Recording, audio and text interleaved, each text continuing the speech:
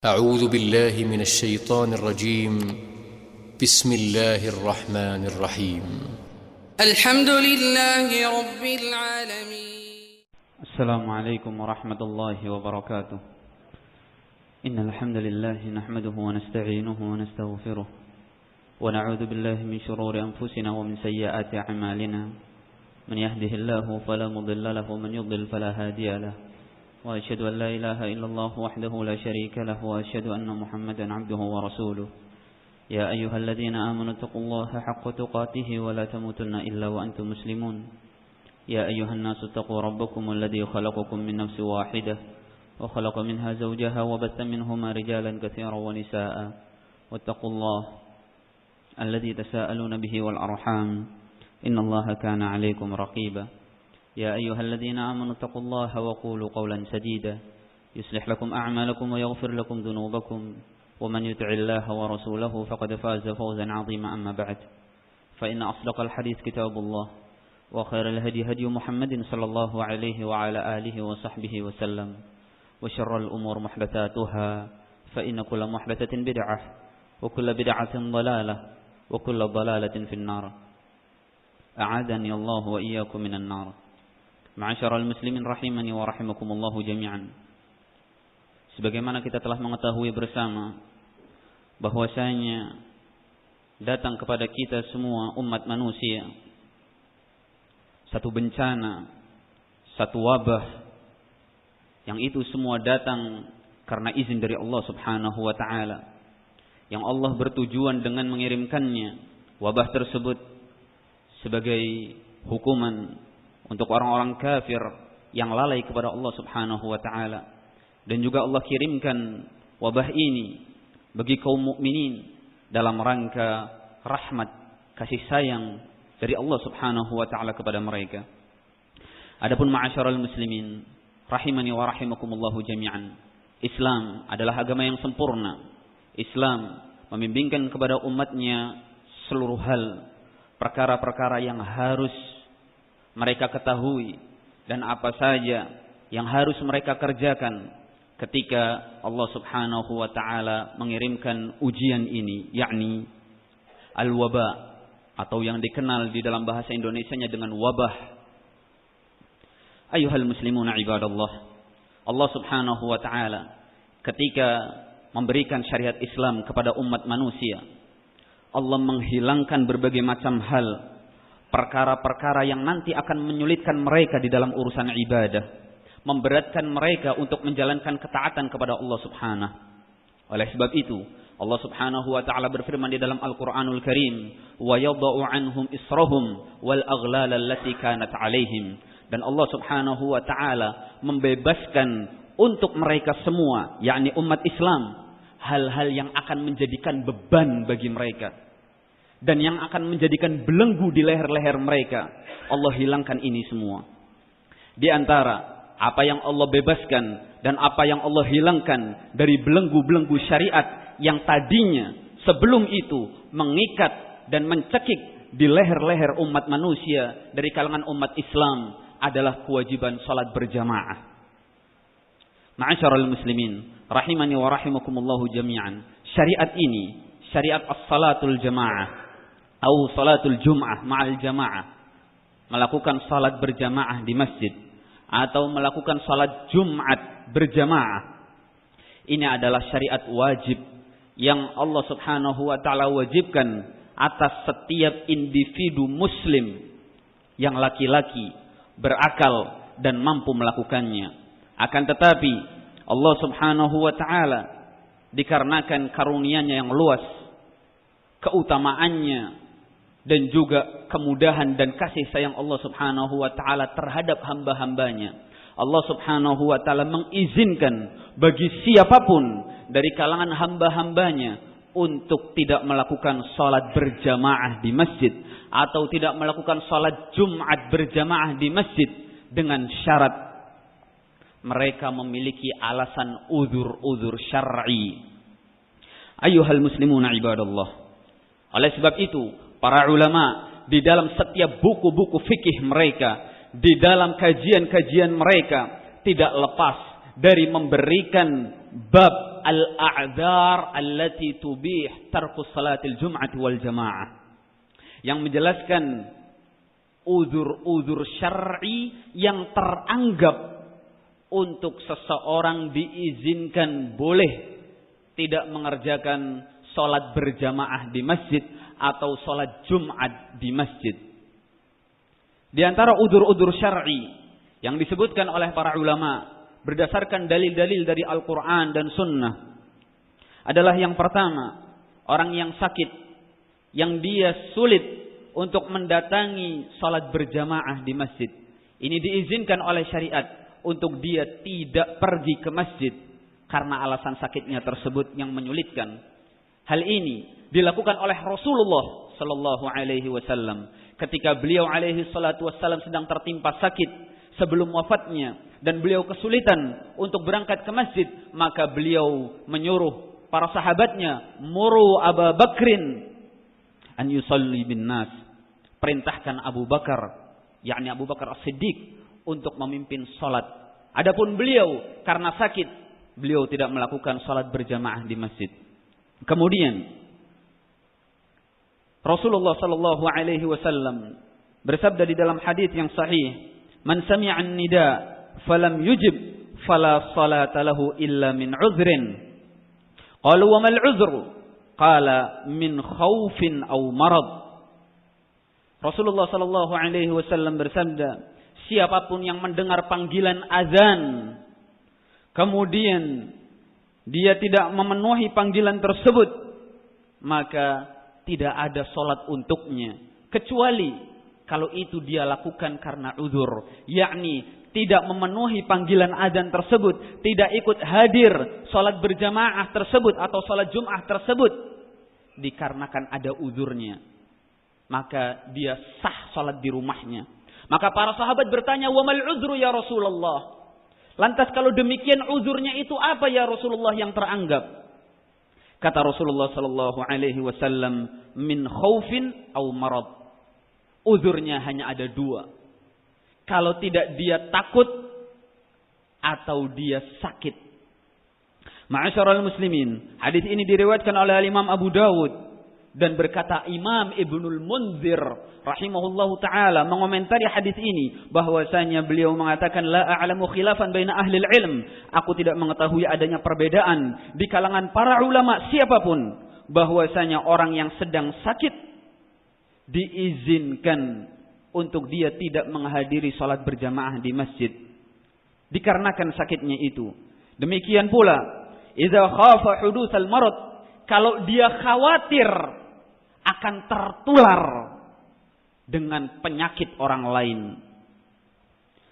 fa innahu yu'dzar, yang demikian ini dia diberikan uzur di dalam syariat.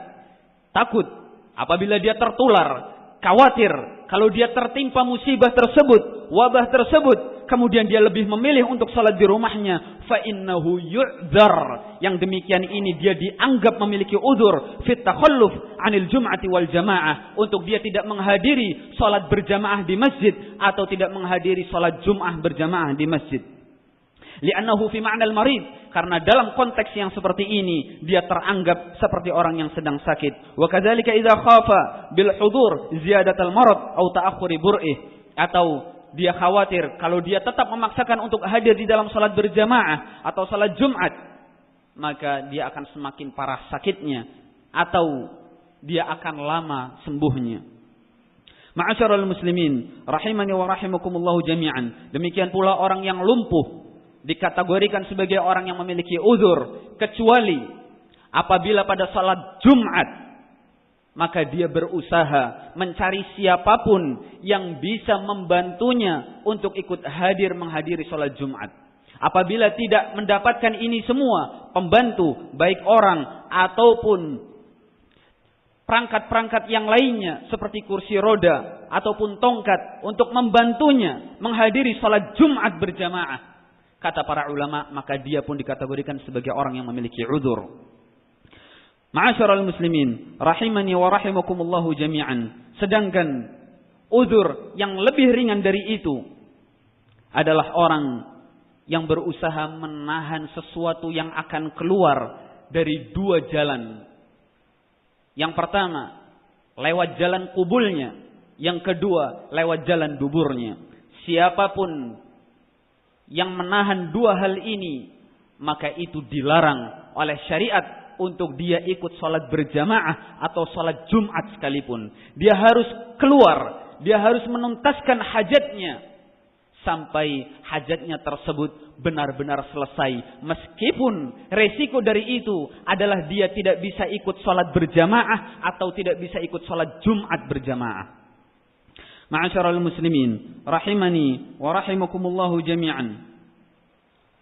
Demikian pula di antara uzur yang diizinkan oleh syariat Islam adalah seseorang tidak sholat berjamaah atau sholat Jumat berjamaah apabila telah dihidangkan di hadapan dia makanannya. Rasulullah sallallahu alaihi wasallam bersabda di dalam hadis yang sahih, "Idza qaddima al-'asha fabda'u bih qabla an tusallu salatal maghrib wa la ta'jalu an asyaikum." Apabila telah dihidangkan makan malam di hadapan kalian, maka mulailah makan terlebih dahulu. Jangan kalian melakukan salat maghrib dan jangan kalian terburu-buru dalam menyantap makanan tersebut. Di dalam hadis yang lainnya dari sahabat Ibnu Umar radhiyallahu taala anhuma, beliau mengatakan, "Idza wudi'a 'asha ahadikum wa uqimatis shalah fabda'u bih wa la ta'jal hatta yafragha min." Apabila telah dihidangkan makan malam kalian, kemudian kalian mendengar telah ditegakkannya salat, yakni iqamatus shalah, maka yang harus kalian dahulukan adalah menyantap makanan itu, dan jangan kamu terburu-buru kecuali kamu telah selesai dari hajatmu ini. Para ulama, ma'asyiral muslimin, rahimani wa rahimakumullahu jami'an, mengatakan wajibnya untuk seseorang mendahulukan makan ketimbang dia ikut salat berjamaah ataupun ikut salat Jumat berjamaah. Yang demikian ini apabila yang pertama dia memang merasakan laparnya. Yang kedua, apabila dia telah menyantap sedikit darinya dan dia merasa bahwasanya ini sudah cukup, maka diizinkan untuk dia tidak menghabiskan makanannya dan kembali mengejar salat jamaah tersebut atau salat Jumat tadi. Adapun ucapan Rasulullah sallallahu alaihi wasallam terkait dengan salat maghrib, kata para ulama, ini tidak ada kaitannya dengan batasan waktu. Kapanpun waktu salatnya, apabila telah dihidangkan makanan, maka kalian harus mendahulukan makan. Dengan syarat ini tidak boleh dijadikan sebagai adat kebiasaan. Karena sebelum sholat harus ada hidangan makan terlebih dahulu. Demikian ini berdasarkan sabda Rasulullah sallallahu alaihi wasallam secara umum, la salata bi hadratit ta'am. Tidak ada sholat yang sah apabila telah disajikan makanan kalian. Ma'asyiral muslimin, rahimani wa rahimakumullahu jami'an, di antara ketakutan yang teranggap sebagai uzur syar'i di kalangan para ulama adalah yang pertama, dia khawatir dari keselamatan jiwanya atau keselamatan hartanya atau keselamatan keluarganya. Orang yang khawatir hartanya akan dicuri atau hartanya akan diterkam oleh hewan buas, maka diizinkan untuk dia menjaga hartanya dan tidak ikut salat berjamaah atau salat Jumat sekalipun.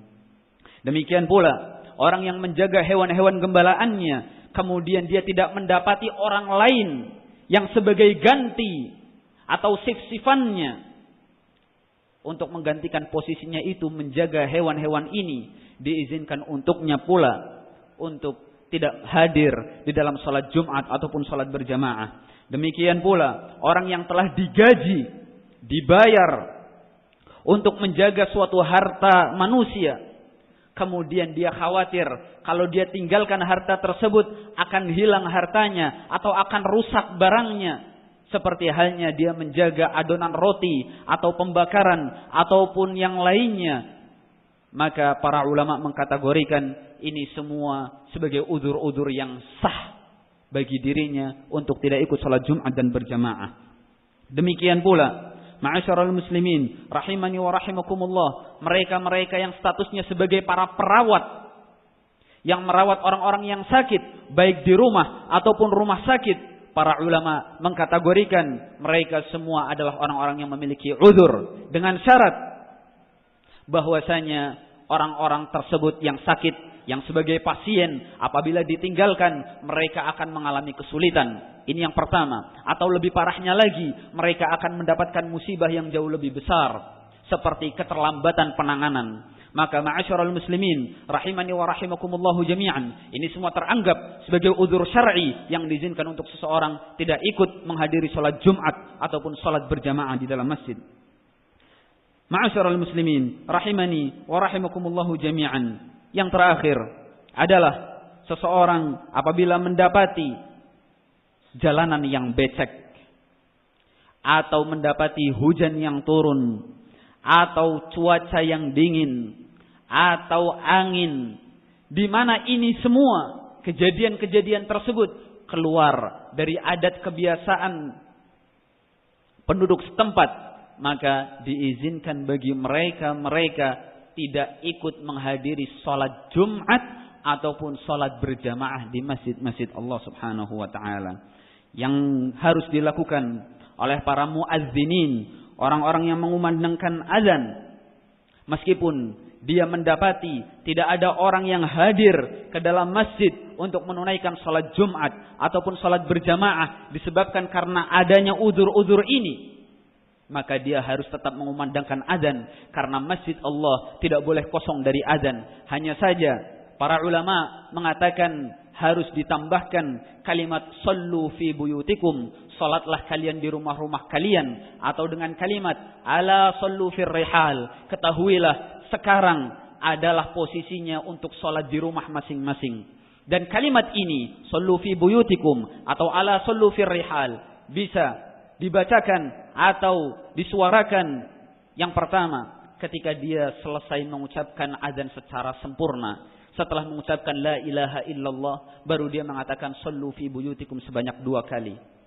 Yang kedua, dia mengucapkan sallu fi buyutikum setelah dia mengucapkan asyhadu anna Muhammadan Rasulullah. Dia tidak boleh mengucapkan hayya 'alas shalah, hayya 'alas shalah.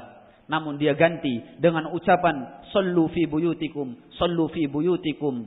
Kemudian dia lanjutkan dengan Allahu akbar, la ilaha illallah.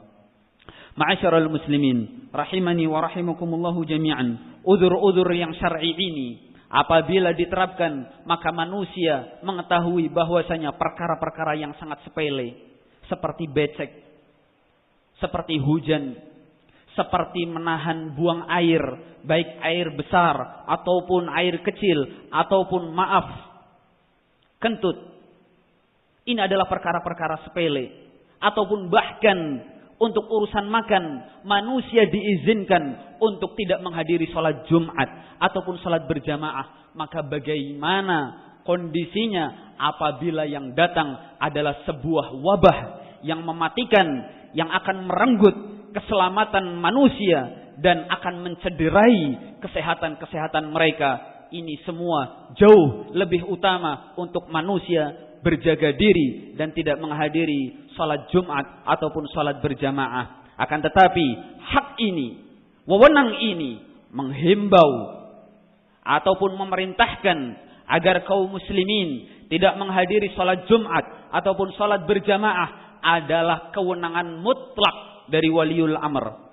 Tidak boleh kaum muslimin saling menghasung satu dengan yang lainnya untuk sama-sama tidak menghadiri salat Jumat ataupun salat berjamaah. Maka barang siapa yang hadir, silakan hadir. Dan barang siapa yang tidak hadir, maka silakan tidak hadir. Namun mereka yang berijtihad sendiri-sendiri tanpa sebelumnya ada himbauan dari wulatul umur atau perintah dari wulatul umur, mereka telah bermaksiat kepada Allah dan kepada Rasulnya dan kepada wulatul umur. Aqulu ma tasma'un wa astaghfirullah li wa lakum wa li sa'iril muslimina min kulli dhanb fastaghfiruhu innahu huwal ghafurur rahim.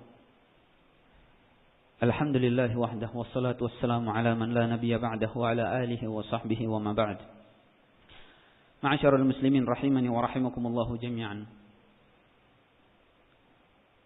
Di zaman sekarang, ketika kita menghadapi musibah yang besar ini, musibah yang sifatnya adalah pandemik, wabah yang merata, yang dirasakan oleh setiap negara dari berbagai macam belahan bumi, dan sifatnya adalah epidemik, bahwasanya penularannya sangat cepat dan tidak normal, sulit untuk dibendung. Maka ma'asyiral muslimin rahimani wa rahimakumullah, yang pertama yang harus kita lakukan adalah tawakal kepada Allah Subhanahu wa taala. Kita berserah diri kepada Allah Subhanahu wa taala, menggantungkan hidup dan mati kita kepada Allah Subhanahu wa taala.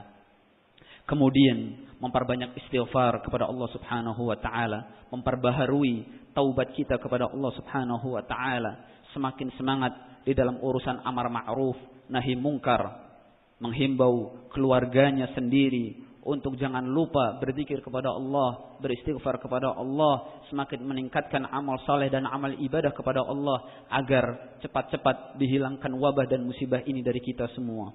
Adapun salah satu jenis tawakal adalah diperintahkan oleh Rasulullah SAW untuk kita semua bazlul asbab, harus melaksanakan dan mengambil sebab-sebab apa saja untuk diri kita bisa selamat dari musibah. Ini adalah perkara yang masyru' dan ini adalah perkara yang wajib. Allah Subhanahu wa taala berfirman di dalam Al-Qur'anul Karim, "Wala tulqu biaidikum ila tahlukah." Jangan kalian jerumuskan diri-diri kalian ke dalam kebinasaan, apapun sifatnya. Jangan kalian petantang-petenteng, merasa sok, merasa aman, merasa anti, merasa kebal dari apapun, sehingga kalian menghadapi itu semuanya dengan gagah dan mengatakan saya sudah bertawakal kepada Allah tanpa mengambil sebab-sebabnya. Ini menyelisihi firman Allah. Dan juga ulatul umur, para pemimpin kita dengan segala macam lapisannya telah menghimbau, telah mengarahkan, telah memberikan segala macam protokol dan anjuran-anjuran untuk bisa diambil, untuk bisa dipraktekkan agar kita semua tercegah dari musibah yang sangat mengerikan ini. Bala, wabah yang itu semua resikonya adalah merenggut nyawa-nyawa kaum muslimin ataupun umat manusia dalam kondisi mereka-mereka yang tertular tidak sadar diri mereka telah tertular kecuali setelah 14 hari setelah mereka tertular, dan rata-rata kesadaran itu mereka dapat rasakan dalam waktu 5 hari setelah mereka tertular. Ma'asyiral muslimin rahimani wa rahimakumullahu jami'an, perkaranya bukanlah perkara yang remeh. Apabila mereka pemerintah telah menghimbau untuk jangan keluar, maka tetaplah di rumah. Kecuali keluar untuk hajat, maka lakukan itu. Apabila mereka pemerintah telah menghimbau untuk jangan berjabat tangan, maka lakukan itu dan jangan kalian menyelisihinya. Apabila pemerintah telah menghimbau untuk jangan bermudah-mudahan, batuk, bersin, meludah di hadapan orang lain, maka lakukan himbauan-himbauan tersebut. Karena sungguh apabila kalian keluar atau tidak mengindahkan aturan-aturan protokol ini, anjuran keselamatan ini, berarti kalian telah tidak mengindahkan sabda Rasulullah sallallahu alaihi wasallam yang berbunyi la dharara wala dirar. Jangan kalian menimpakan kejelekan untuk diri kalian sendiri, atau jangan kalian sampai menimpakan kejelekan untuk orang lain. Ini semua haram. Ma'asyiral muslimin rahimani wa rahimakumullahu jami'an. Kita telah dilarang, maka kita harus taat. Dan juga kesalahan sebagian manusia, mereka menyangka bahwasanya ini adalah ciptaan Allah Subhanahu wa taala, yakni penyakit. Maka kita tidak boleh takut dengan ciptaan Allah Subhanahu wa taala. Kita tidak boleh tunduk dengan dia. Iya, kita katakan ini adalah ciptaan Allah, sebagaimana macan adalah ciptaan Allah Subhanahu wa taala. Wabah ini adalah wabah yang menyerang, tidak kenal kulit mana yang akan dia serang. Dia tidak mau tahu apakah lelaki atau perempuan yang akan dia serang. Ini adalah penyakit yang sangat ganas. Tidak perlu melihat siapa yang kaya ataupun miskin, lelaki ataupun perempuan, orang yang memiliki pangkat ataupun rakyat jelata, semuanya akan disambar dan diterkam. Resikonya adalah kematian atau cedera yang akan dia alami, persis seperti singa ataupun macan yang sangat kelaparan, yang siap menerkam, mencabik-cabik siapapun yang datang. Sekarang pertanyaannya, apakah Engkau akan diam saja apabila engkau dihadapkan dengan macan yang seperti ini kondisinya, atau singa yang seperti ini kondisinya. Engkau petentang-petenteng, engkau menganggap bahwasanya ini ciptaan Allah, saya tidak perlu takut, saya tidak perlu mawas diri, saya tidak perlu berhati-hati. Demikiankah? Sungguh ini adalah kekonyolan yang luar biasa, dan ini tidak mengindahkan sabda Rasulullah sallallahu alaihi wasallam. Ar-Rasul alaihi salatu wassalam bersabda, "Fir minal majdzum firaraka minal asad." Larilah kamu dari orang yang sudah mengidam penyakit kolera, seperti halnya engkau lari menghindar dari bertemu dengan singa ataupun macan. Dan ini bukan berarti seseorang itu tidak takut kepada Allah. Bukan berarti seseorang itu lemah imannya karena takut kepada singa, takut kepada makhluk-makhluk Allah yang lainnya. Tidak. Ini semua karena sabda Rasulullah sallallahu alaihi wasallam. Terakhir, ma'asyaral muslimin, rahimani wa rahimakumullahu jami'an. Apabila nanti ada seruan atau himbauan dari pemerintah, waliul amr, bahwasanya salat ditiadakan, maka masjid-masjid yang ditutup harus tetap dikumandangkan azan di dalamnya. Tidak boleh kosong dari azan, hanya saja lafadznya ditambah dengan sallu fi buyutikum atau ala sallu fir rihal. Sungguh menutup masjid ini adalah perkara yang telah dilakukan oleh umat-umat terdahulu dari kalangan salafus saleh. Al-Imam Al-Bukhari rahimahullahu taala menjelaskan di dalam kitabnya Bab Ighlaqul Bait, bab yang menunjukkan bolehnya menutup pintu rumah Allah subhanahu wa ta'ala untuk maslahah. Dan Imam Al-Bukhari menyebutkan hadis-hadisnya setelah itu. Kemudian di antara hadis-hadisnya ada yang dikomentari oleh Syekh Muhammad Salih Al-Utsaimin rahimahullahu ta'ala, bahwasanya masjid-masjid kaum muslimin pintu-pintunya boleh ditutup dan kaum muslimin dihalangi untuk masuk ke dalamnya dengan syarat adanya uzur-uzur syar'i. Dan di antara uzur syar'i yang disebutkan oleh beliau adalah tersebarnya penyakit atau mereka dalam kondisi ketakutan. Ma'asyaral muslimin, rahimani wa rahimakumullahu jami'an. Semoga yang sedikitnya ini bermanfaat untuk kita semuanya. Dan siapapun di antara kalian yang menjadi imam salat di masjid atau di musallahnya, maka lakukan dengan salat yang sangat ringan. Bacalah dengan bacaan-bacaan yang wajib, tidak perlu dengan membaca bacaan-bacaan yang sunnah. Adapun setelah sholat, bertebaranlah kalian dari masjid dan musola-musola tersebut. Berzikirlah kalian di rumah. Sungguh keselamatan diri kalian dan kaum muslimin lebih utama dibandingkan kalian menjalankan amalan-amalan sunnah. Allahumma inna nas'alukal huda wat tuqa wal afafa wal ghina. Allahumma la tad'na dhanban illa ghafartah wa la daynan illa qadaitah wa la hamman illa farajtah. Allahumma khudh bi aydina ila kulli khair waj'alna mafatihal khair wa maghaliqa syarri ya rabbal alamin. La mafatihasy syarri wa maghaliqal khair ya rabbal alamin. Rabbana arinal haqqa haqqan warzuqna ittiba'ah wa arinal batila batila warzuqna ijtinabah. Wa sallallahu wasallam ala nabiyyina Muhammad walhamdulillahi rabbil alamin. غرباء غرباء